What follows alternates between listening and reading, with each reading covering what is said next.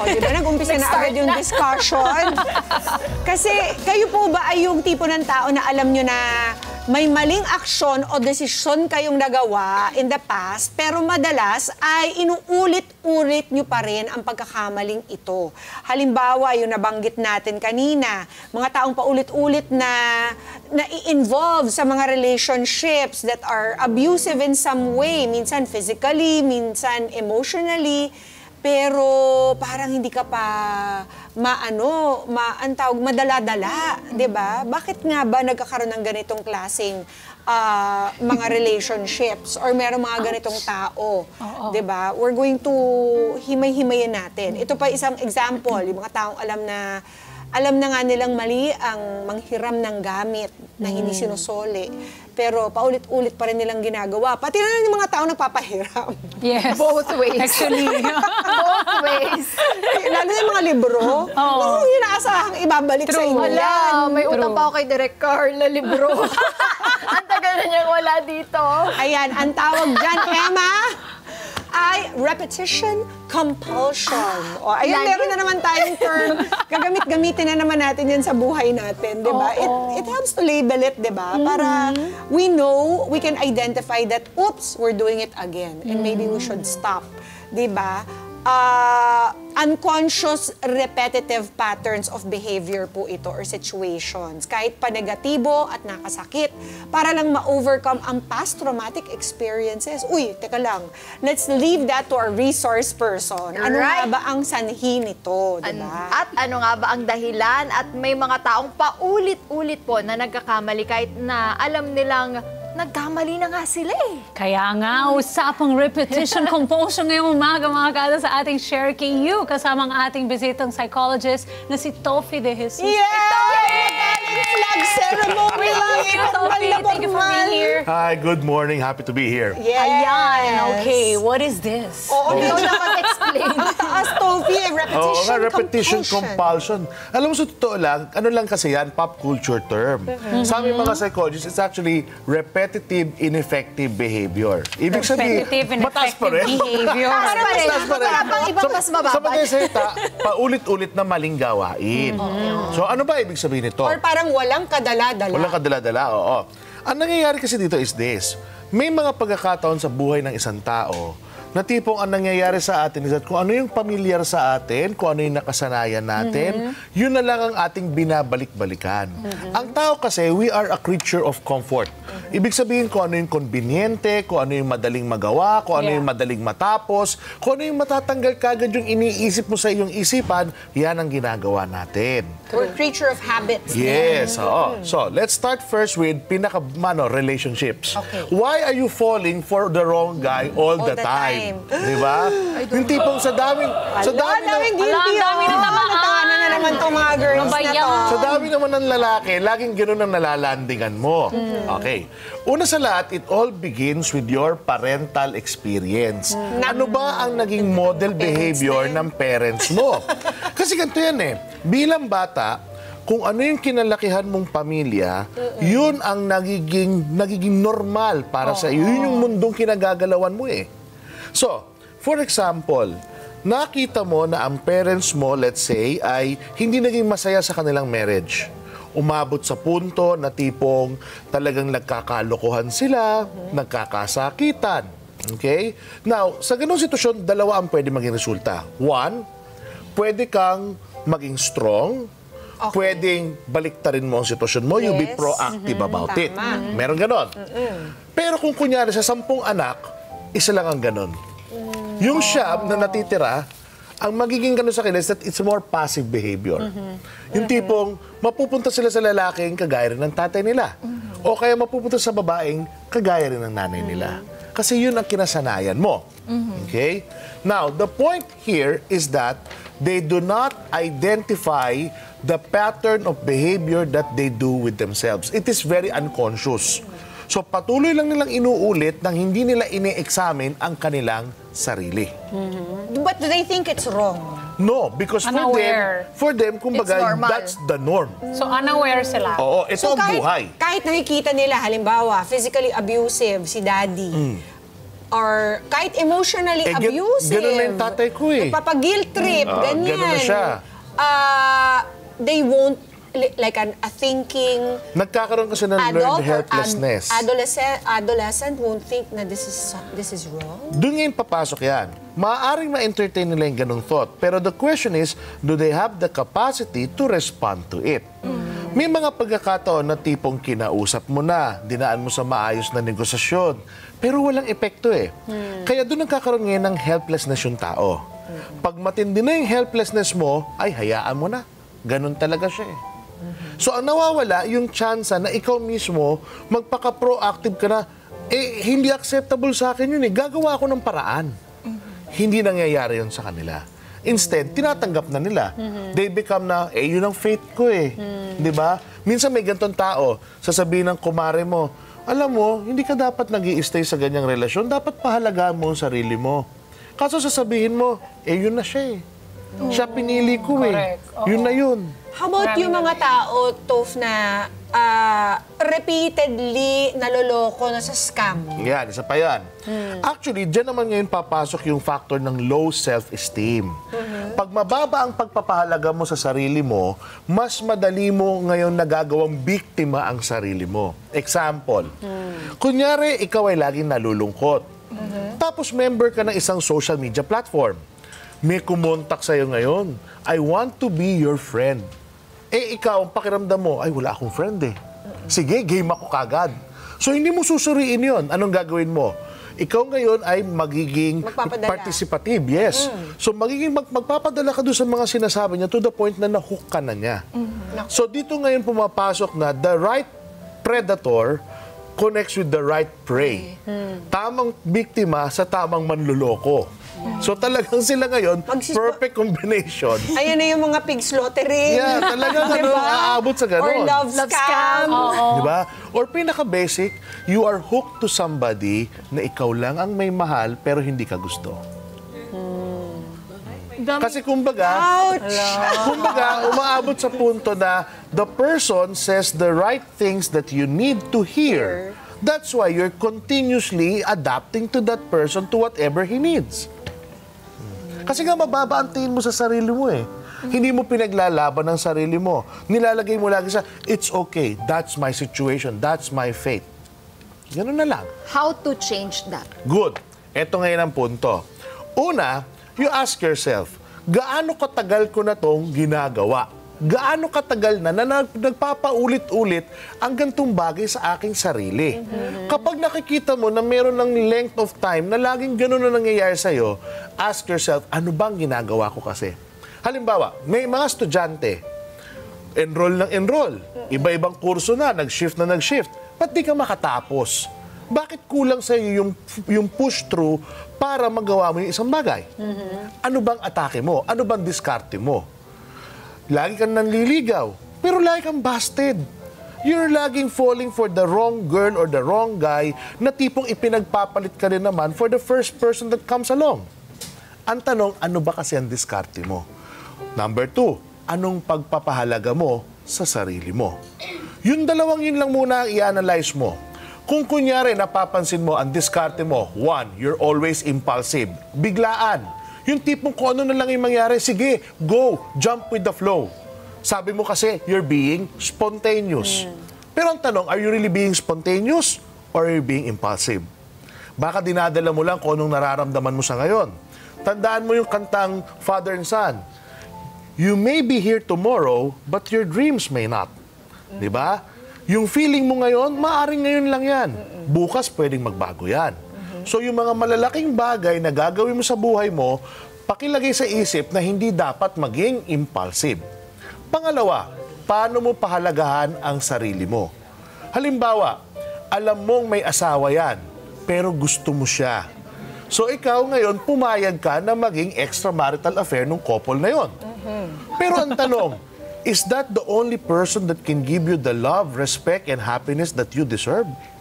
Maaaring pwede mo munang pag-isipan yun. Self-esteem diba? issues na naman yun. Another one, sa mga nagtatrabaho, lagi ka na lang nasisisante bago ka ma-regular. Di ba? Lagi ka kasing late, halimbawa. Ang tanong, ba't ka laging late? Dahil ba kasalanan ba ng jeepney driver? Sino to? Di ba? Kasalanan ba ng NCAP? Kasi may NCAP sa Commonwealth. Sabi ng mga tao, Tofi, preno-preno daw. Preno-preno daw. Preno-preno muna daw. Maraming natatama. Pero yun nga ang punto natin. If you will not be brave enough to discuss these things, how will you change? Tama.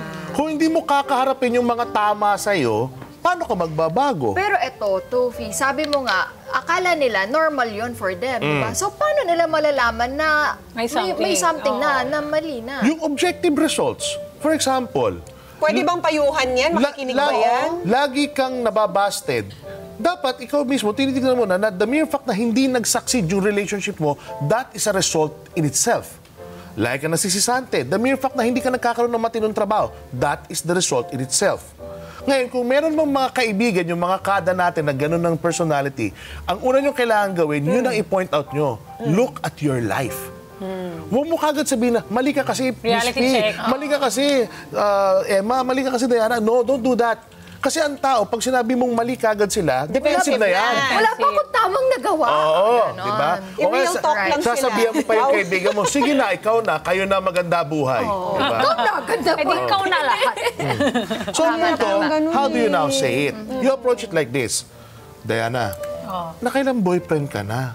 Since Grabe ka dumating naman, sa Tofi. Pilipinas. Grabe ka naman personal. Personal pa Happy na daw ako yan. ngayon. Di ba? Ganun ang approach. Sige, game, Nakailang game. boyfriend ka na? Sige, go. O, Di ba? sagot. Pansinin mo, lahat silang 5, iniwan ka. Di ba? Sinubok mo naman lahat. Ginawa Kuya mo Chris. lahat.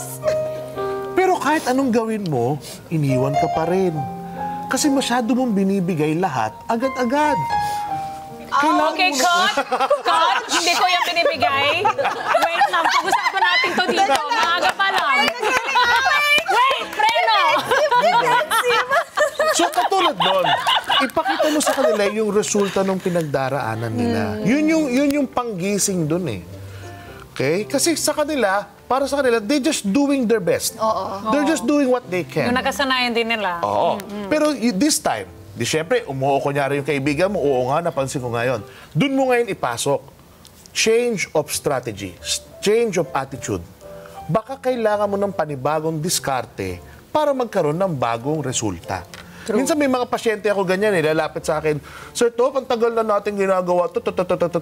Ang tanong ko, bakit may ginawa ka bang bago? Tanong ka ng tanong, gusto mo ng pagbabago sa buhay mo, ginawa mo na ba yung pagbabagong dapat mong gawin? You cannot expect a change of results if you're not changing your efforts. Tama. Gusto mo magpapayat, di ka naman nagda-diet. Gusto mo mag-ipon, gastos ka ng gastos. Bakit ako lahat? Hindi, nandun kasi yung camera, ikaw naman. Parang sa akin lahat yun. Teka, tanong natin mga beauty queens natin. Baka meron naman silang mga problems na gustong ikonsulta kay Tofi. May ganito na ba kayong sitwasyon? Guys! Or may kilala kayo, di ba? Amina na to.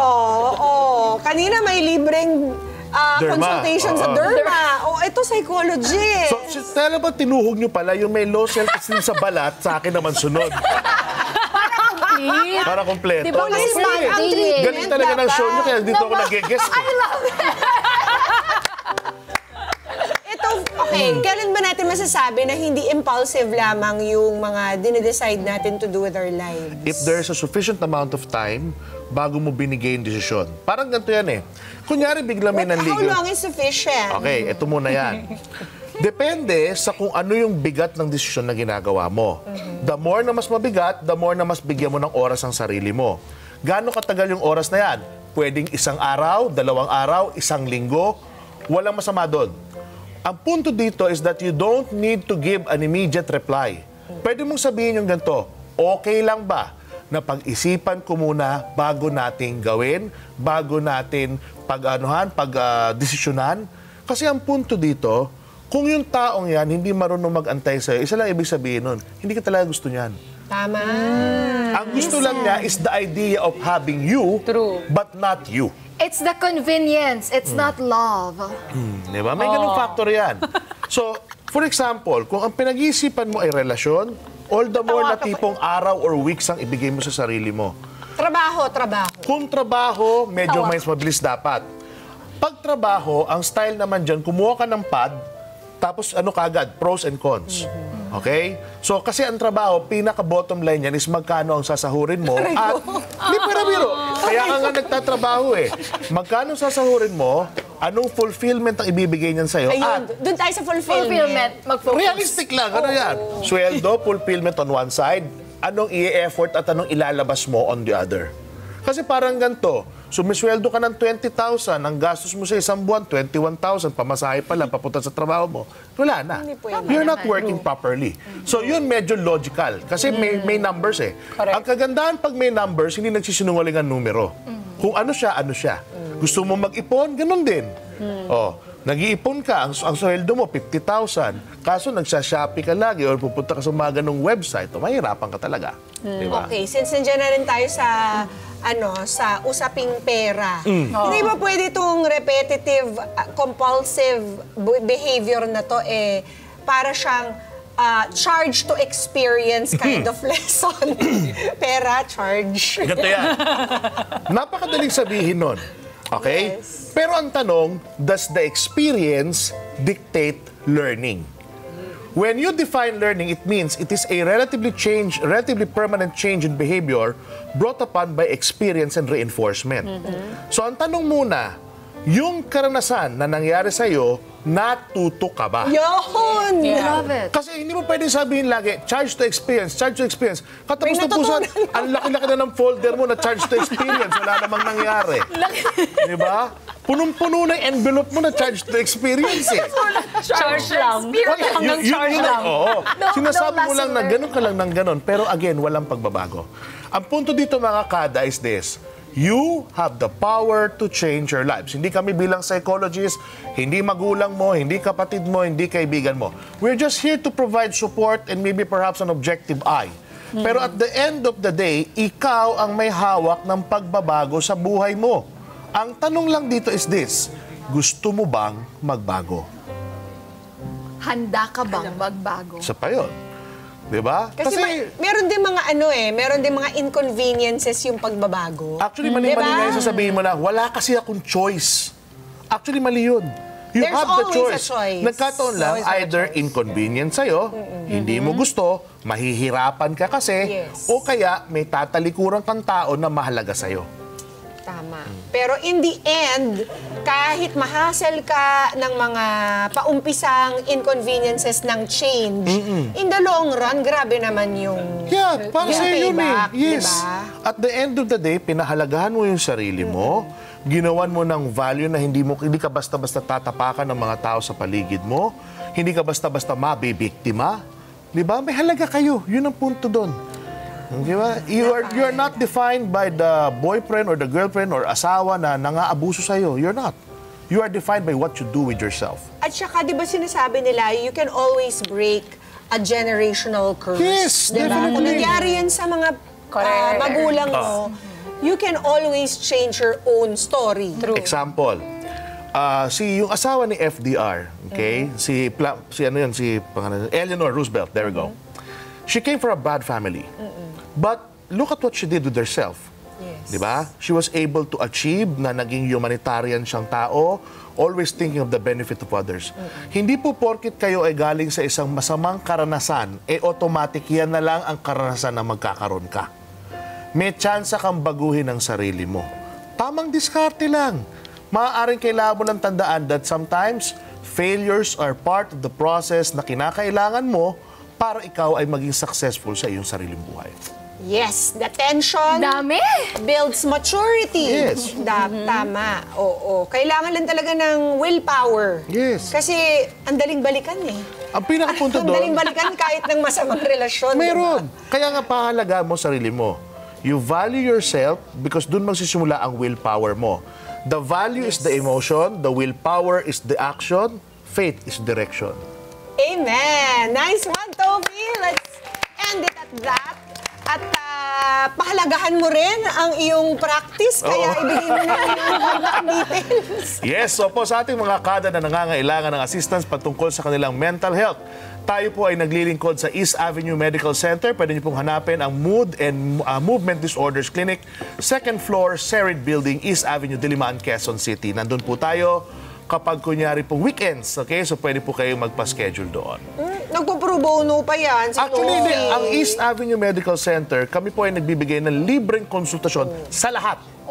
Okay? So lahat ng mental health concerns ninyo, yan po ay libre. Hindi po kayo sisingilin. Love it. Thank you, Sister Sophie. Parang wala na silang naitanong eh. Lahat ng tanong na nasagot na. Akala ko Diba? nabukulan nakakatama eh.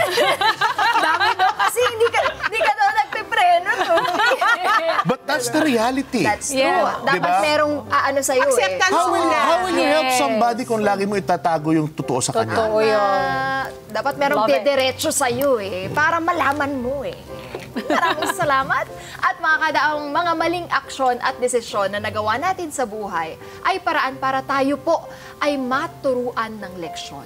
At kung agad nating natutunan ang mga aral na sa nagawa nating kamalian, ay mas madali po natin itong maiiwasan. Tandaan natin mga kada, mistakes are meant for learning, not for repeating. Mga Kanet 25, this is Pia Guanyamago. For more Kada Umaga updates, please click the subscribe button and follow us on Net25 social media pages at Net25 TV and at Net25 Entertainment Facebook page.